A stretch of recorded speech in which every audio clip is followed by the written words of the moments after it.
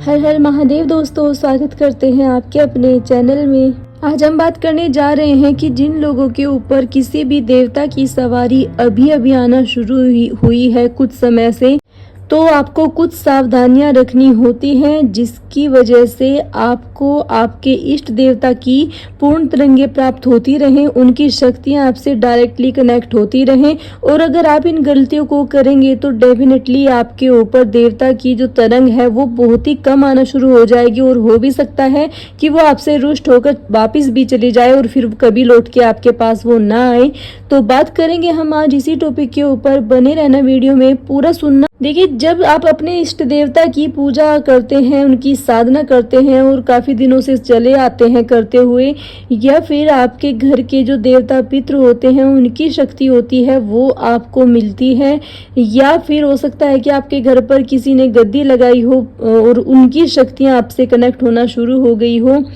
या फिर ऐसा हो सकता है कि आपने पिछले जन्म में अपने इष्ट देवता की इतनी ज़्यादा भक्ति की हो जो कि आपको इस जन्म में प्राप्त हो रही हो, तो उस रूप में आपके ऊपर देवता की तरंगे आना शुरू हो जाती हैं, यानी कि देवता की सवारी भी आपके ऊपर आ सकती है, सिर खेल करके आपके ऊपर सवारी आ सकती है।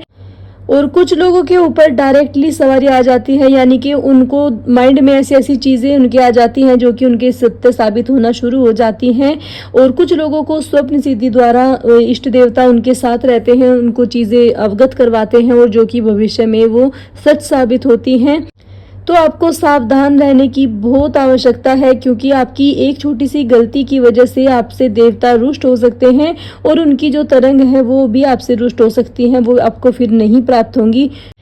तो आइए बात करते हैं पहली गलती आपको क्या नहीं करनी चाहिए। देखिए, जिन लोगों के ऊपर देवता की तरंगें आना शुरू हो गई हैं, शक्तियां आना शुरू हो गई हैं, या फिर स्वप्न सिद्धि आपको प्राप्त हो गई है, जो सपने में आपको देवता चीज़ें बताते हैं वो सत्य साबित होना शुरू हो गई हैं, सबसे पहली चीज़ आपको क्या करनी है, कभी भी किसी व्यक्ति के सामने, किसी आदमी के सामने, किसी औरत के सामने जिक्र नहीं करना है कि मुझे देवता ऐसे ऐसे दिखाते हैं और मेरी चीज़ें सत्य साबित होती हैं। इस गलती को आपको सुधारना है, क्योंकि इंसान अधिकतर जब किसी के सामने कोई चीज व्यक्त करता है तो अपने आप को ये सोचता है कि मुझे तो भगवान ने शक्ति प्रदान कर दी है और मैं इसका हर किसी व्यक्ति के सामने बखान करूंगा, क्योंकि मैं सर्वश्रेष्ठ हूँ और सब लोगों को ये अनुभव नहीं हुए, सिर्फ मुझे ही हुए हैं।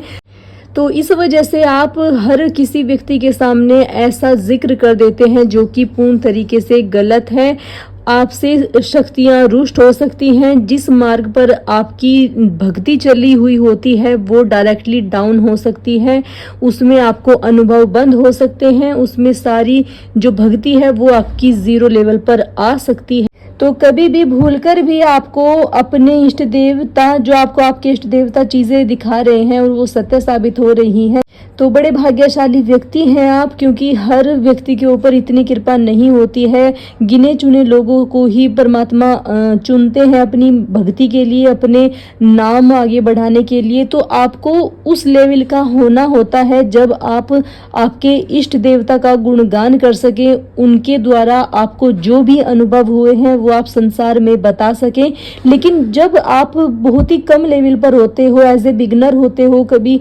आपने ऐसी चीज़ें नहीं नोटिस की होती हैं और डायरेक्टली आपसे ऐसी चीज़ें कनेक्ट जब होना शुरू हो जाती हैं, आपको दिखना शुरू हो जाती हैं और वे सत्य साबित होना शुरू हो जाती हैं, तो आप कभी भी ऐसी बात को कभी किसी व्यक्ति के सामने जिक्र ना करें।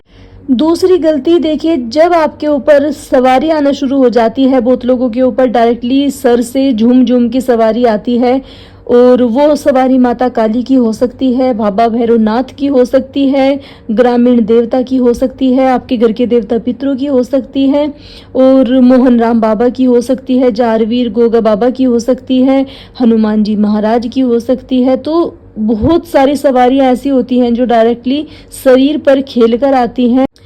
तो अगर आप ऐसी स्थिति में गद्दी लगाना शुरू कर देते हैं या फिर किसी को झाड़ना शुरू कर देते हैं, कोई रोगी है, किसी को कुछ दिक्कत परेशानी है ऊपरी बाधा से संबंधित, तो आप उसको झाड़ा लगाना शुरू कर देते हैं, उसके सर पे हाथ रख के कि मैं इसको फूंक मार दूंगा और ये सही हो जाएगा। या फिर आप गद्दी लगाना शुरू कर देते हैं, गद्दी का मतलब आप दरबार लगाना शुरू कर देते हैं, चौकी लगाना शुरू कर देते हैं और इलाज करना, यानी कि जो भी पीड़ित है है व्यक्ति, उन लोगों के आप अगर इलाज करना शुरू कर देते हैं तो ये पूर्ण तरीके से गलत चीज़ है। इसको आपको बंद करना है, बिल्कुल भी नहीं करना है। जब तक प्रॉपर तरीके से आपके ऊपर शक्ति खेल कर आए, अच्छे तरीके से वो खेल कर आती है और उसके बाद में वो आपको गुरु का मार्ग दिखाती है कि आपको गुरु बनाना है। क्योंकि जब शक्तियां शरीर के ऊपर आती हैं तो ये किसी पे संभलती नहीं है। इनको संभालने के लिए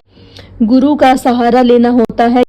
क्योंकि गुरु के पास असीम शक्तियां होती हैं, मंत्र जाप होते हैं और वो आपको अपनी भी शक्तियां प्रोवाइड करते हैं, जिसकी वजह से आपको जो शक्ति बार बार खिल कर आती है वो धीरे धीरे आए या फिर वो जब आप याद करेंगे तब आएगी और आप तब अपना भी इलाज कर सकेंगे नकारात्मक शक्ति से जुड़ी हुई चीज़ों का या फिर जो भी प्रेत बाधा है उसका, और दूसरों का भी आप तभी इलाज कर पाएंगे जब आपके गुरु सक्षम होंगे। उनको इतना ज्ञान होगा कि अब साधना मार्ग में क्या क्या चीज़ें करनी। तो बिल्कुल भी ये गलती आपको नहीं करनी है कि अगर आपके ऊपर शक्ति आई और आप चौकी लगाना शुरू कर दें या फिर आप किसी को भी झाड़ना फूकना शुरू कर दें। इस चीज से आपको बचना है। तीसरी चीज, जितना भी हो सके आप अपने इष्ट देवता के मंत्र जाप करें। कम से भी कम 2 घंटा अवश्य रूप से आपको अपने इष्ट देवता के मंत्र जाप के लिए देने चाहिए। अपनी दिनचर्या में से 2 घंटे सुबह और 2 घंटे शाम आपको अवश्य रूप से देने चाहिए। देखिए, पूरा दिन भी आप कुछ भी कार्य करते हैं, सबसे मिलते हैं, जुलते हैं, इतना बोलते रहते हैं कि आपके वर्ड खत्म नहीं होते हैं। पूरा दिन आप सबसे बातें करते हैं या फिर कहीं भी घूमने चले जाते हैं और उस बीच में आप अपने इष्ट देवता को बिल्कुल भी नहीं याद करते हैं, तो ये बहुत गलत चीज़ है। आपको सुबह शुरुआत से ही सुबह अच्छे से नहा धो करके अपने इष्ट देवता के लिए पूरे 2 घंटे अवश्य रूप से अपने इष्ट देवता को आपको देने हैं। उसमें आप पूजा करें, चालीसा करें, मंत्र जाप आप करें और शाम को भी आपको सेम ही करना है। क्योंकि जब आपके इष्ट देवता आपसे प्रसन्न होते हैं तो वो आपकी पूजा पाठ करने से, आपके मंत्र जाप करने से आपके नकारात्मक जो विचार हैं उनको ख़त्म करते हैं और जो आपके घर में कोई नकारात्मक शक्ति है उसको भी ख़त्म करते हैं और आपके घर पर पॉजिटिव तरंगों का वास होता है। देवता की तरंगे आपसे जुड़ना शुरू हो जाती हैं। तो जितना हो सके आप इधर उधर की चीज़ों से हट करके अपने इष्ट देवता को सारी चीज़ें, अपने घर की, अपने दिनचर्या की सारी चीज़ें उनसे डिस्कस करें, उनके सामने रोएं, उनके सामने हंसें। आप अपने घर में अच्छे से, एकदम अच्छे से अपने घर का मंदिर सजा करके रखें जिसमें आपका भी मन लगे और आपके देवता, आपके इष्ट देवता वहां पर विराजमान हो। मुझे आशा है वीडियो आपको पसंद आई होगी। अगर पसंद आई है प्लीज वीडियो को एक लाइक करें, कमेंट में ओम नमः शिवाय लिखें। अगर पहली बार चैनल पर हैं तो प्लीज चैनल को सब्सक्राइब करके घंटी के निशान को जरूर दबाएं ताकि जो भी मैं वीडियो डालूं उसका नोटिफिकेशन सबसे पहले आपको जाए।